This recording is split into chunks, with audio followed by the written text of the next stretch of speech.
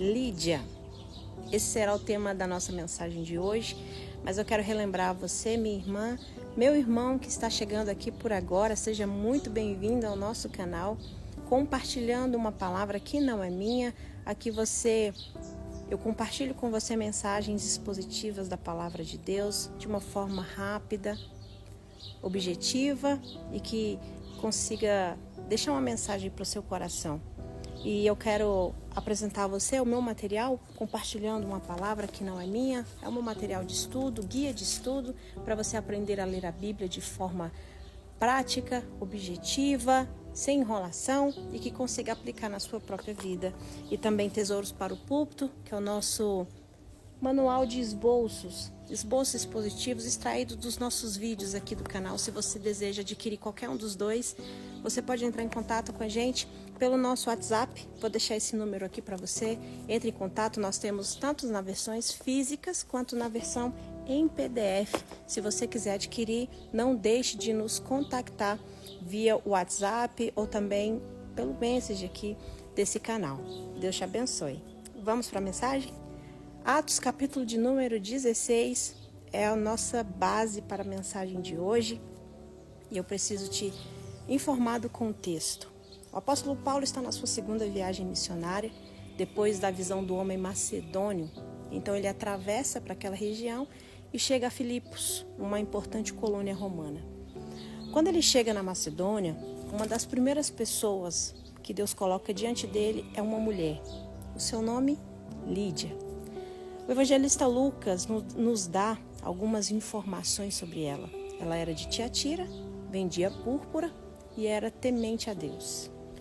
Em outras palavras, Lídia era uma mulher de negócios, envolvida em um comércio valioso em um dos lugares mais importantes da Europa e que aparentemente possuía recursos para colocar a serviço do evangelho, até porque abrir a porta da sua casa para hospedar o apóstolo Paulo e os seus companheiros de viagem demonstra que ela tinha condições de oferecer acolhimento e hospitalidade para aquela comitiva missionária. Atos 16 nos diz que Lídia era uma mulher temente a Deus, e essa expressão normalmente descreve gentios que haviam se aproximado da fé judaica e que adoravam o Deus de Israel. O texto diz que no sábado, Paulo e seus companheiros saíram da cidade e foram até um lugar de oração junto a um rio. Ali eles encontraram algumas mulheres reunidas e o apóstolo Paulo começou a pregar. Lucas registra uma frase grandiosa, dizendo que o Senhor abriu o coração de Lídia para entender as coisas que Paulo dizia. Paulo pregou, Lídia ouviu e Deus lhe abriu o coração. Aqui nós já temos uma aplicação muito importante, porque o texto está nos dizendo que tem coisas que somente Deus é capaz de produzir, coisas que nenhum pregador consegue fabricar. Por exemplo, um coração verdadeiramente receptivo ao Evangelho. Nós explicamos, nós ensinamos, nós pregamos, discipulamos, mas nós não temos o poder de abrir o coração de ninguém. A palavra sai da boca do mensageiro, mas o coração pertence ao Senhor. E isso serve para nos proteger de qualquer arrogância ministerial.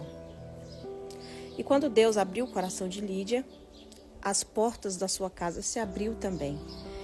Depois de crer, Lídia foi batizada juntamente com os da sua casa, e então ela diz para o apóstolo Paulo: se julgais que eu sou fiel ao Senhor, entrem na minha casa e fiquem por lá. Percebe a sequência? Deus abriu o coração de Lídia, depois Lídia abriu as portas da sua casa. E aqui nós temos uma das mensagens mais bonitas dessa história, porque a conversão bíblica ela não termina no nosso interior. Ela alcança aquilo que temos também. O nosso tempo, a nossa casa, a nossa agenda, os nossos relacionamentos, a nossa mesa, os nossos recursos. Lídia não abandonou a sua atividade comercial para provar que agora servia a Deus. Ela colocou aquilo que possuía à disposição do reino de Deus.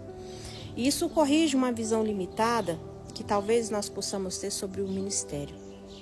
Ministério não acontece somente quando alguém prega. Acontece também quando alguém prega porque outra pessoa ofereceu a sua casa para o pregador ficar.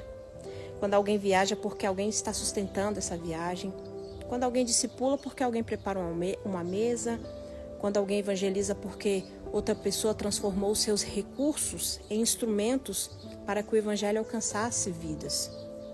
Lídia está nos ensinando aqui que aquilo que está nas nossas mãos também pode participar daquilo que Deus está fazendo. Depois de tudo isso, acontece o episódio da libertação daquela jovem escravizada pelo espírito de adivinhação.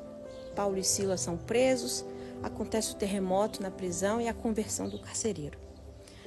Quando Paulo e Silas finalmente saem da prisão, Lucas registra no versículo 40, dizendo que eles se dirigiram para a casa de Lídia e, vendo os irmãos, os confortaram.